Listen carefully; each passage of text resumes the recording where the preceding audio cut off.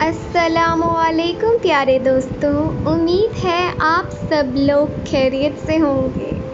دوستوں، کبھی کبھی زندگی میں ایسے لوگ ملتے ہیں جو چپ رہتے ہیں، مگر ان کی خاموشی میں ایک ایسی چیخ چھپی ہوتی ہے جو دنیا کو ہلا کر رکھ دیتی ہے۔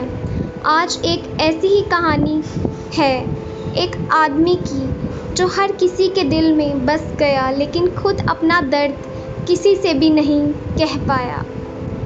ایک چھوٹے سے گاؤں میں ایک شخص رہتا تھا جس کا نام عبدالغفار تھا۔ عمر 55 سال، چہرے پر جھریاں اور ہاتھوں میں محنت کے نشانات۔ لوگ اسے ایک عام کسان سمجھتے تھے، مگر کوئی نہیں جانتا تھا کہ اس کے سینے میں ایک دل تھا جو پوری دنیا کے لیے دھڑکتا تھا۔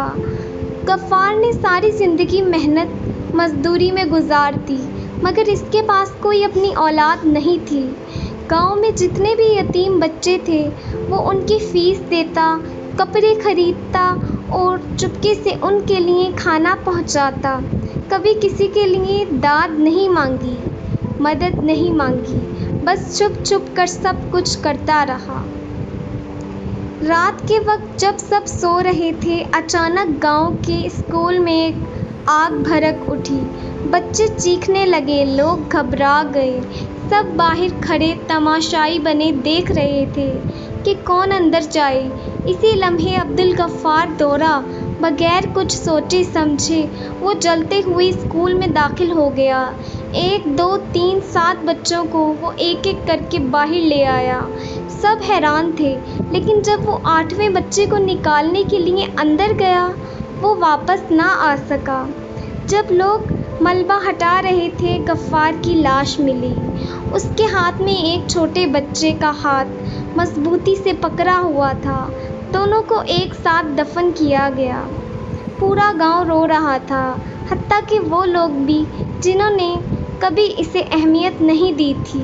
جب غفار کے گھر کا دروازہ کھولا گیا، وہاں ایک پرانا صندوق تھا جس میں بچوں کی تصویریں، ان کے اسکول سرٹیفکیٹس اور ہزاروں رسیدیں تھیں جو اس نے اپنی کمائی سے بچوں کے لیے خرچ کی تھیں۔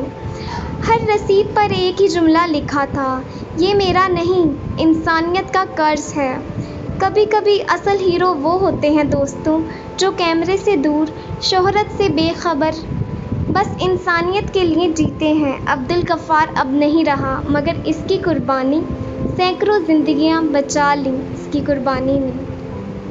اگر آپ کو یہ کہانی اچھی لگی ہو تو اسے ضرور لائک کریں، اور چینل پر اگر آپ نیو ہیں تو چینل کو سبسکرائب کر دیں تاکہ ہماری آنے والی ہر نیو ویڈیو، انٹرسٹنگ ویڈیو سب سے پہلے بآسانی آپ تک پہنچ سکے۔